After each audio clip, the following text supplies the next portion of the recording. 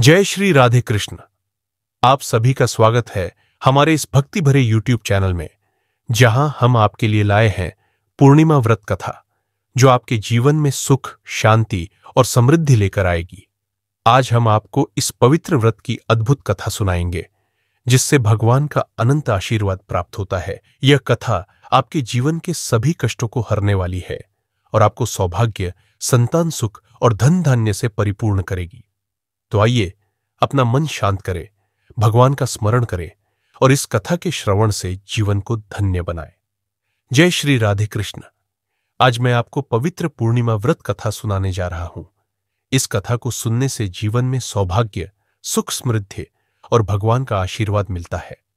सभी श्रद्धालु प्रेम से बोलिए, हर हर महादेव। कुछ समय पहले की बात है।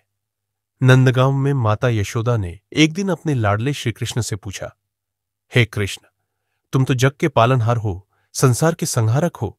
मुझे ऐसा कोई व्रत बताओ जिससे स्त्रियों का सौभाग्य अटल हो और हर मनोकामना पूर्ण हो। श्री कृष्ण ने मुस्कुराते हुए कहा, माते, आपने बहुत सुंदर प्रश्न किया है। मैं आपको ऐसा व्रत बताऊंगा जो स्त्रियों के सौभाग्य और समृद्धि का कारण बने। यह व्रत है 32 पूर्णमासी व्रत। इसे करने से हर प्रकार के संकट कट जाते हैं और दाम्पत्य जीवन सुखी बनता है। यशोदा माता ने पूछा, हे कृष्ण, इस व्रत को मृत्युलोक में सबसे पहले किसने किया और इसका क्या फल है? श्री कृष्ण बोले, माता, इस भूमंडल पर एक प्रसिद्ध राजा थे जिनका नाम चंद्रहास था। उनकी नगरी में धनेश्वर नाम का एक ब्राह्मण अपनी पत्नी के साथ रहता था। वे अत्यंत धनवान थे, लेकिन निसंतान होने के कारण हमेशा दुखी रहते थे। एक दिन उनके नगर में एक तपस्वी योगी आए। योगी ने उनके घर से भिक्षा लेने से इनकार कर दिया। ब्राह्मण ने दुखी होकर पूछा, हे महात्मन, आप हमारे घर से भिक्षा क्यों नहीं लेते? योगी ने कहा, जो निसंतान है उनका अन्न पितरों के समान होता है। मैं पतित होने के डर से तुम्हारे घर की भिक्षा नहीं लेता। यह सुनकर ब्राह्मण योगी के चरणों में गिर पड़े और बोले, हे महात्मन, मुझे पुत्र प्राप्ति का उपाय बताइए। मेरे जीवन में इससे बड़ा दुख कुछ नहीं है। योगी ने कहा, तुम देवी चंडी की आराधना करो, वे तुम्हारी मनोकामना पूर्ण करेंगी। धनेश्वर ने देवी चंडी की कठोर तपस्या की। देवी प्रसन्न होकर प्रकट हुई और वरदान दिया, तुम्हें पुत्र की प्राप्ति होगी, परंतु वह 16 वर्ष की आयु में मृत्यु को प्राप्त होगा।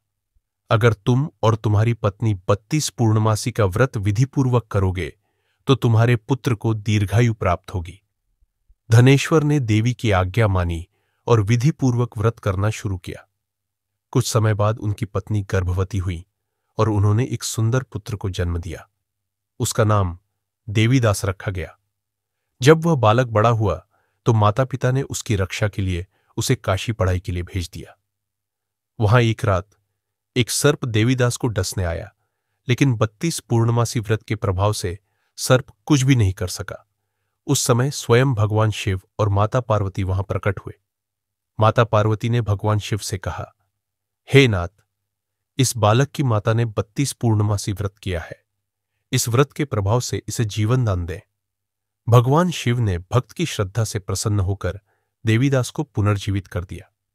श्री कृष्ण बोले, हे माता, इस प्रकार यह व्रत संकटों से रक्षा करता है और जीवन में सुख, समृद्धि और सौभाग्य लाता है।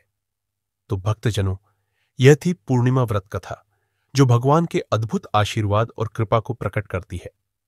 अगर आपने ध्यान और श्रद्धा से यह कथा सुनी है तो निश्चय ही आपके जीवन में सुख, समृद्धि और सौभाग्य का वास होगा। आइए अंत में सभी भक्त मिलकर प्रेम से बोले, जय श्री राधे कृष्ण। कृपया इस कथा को अपने परिवार और मित्रों के साथ साझा करें और इस चैनल को सब्सक्राइब करना न भूलें। आपकी भक्ति और सहयोग से ही हम इस आध्यात्मिक यात्रा को आगे बढ़ा सकते हैं। फिर मिलेंगे एक और पवित्र कथा के साथ। तब तक भक्ति में लीन रहे और भगवान का स्मरण करें। धन्यवाद। ओम ओम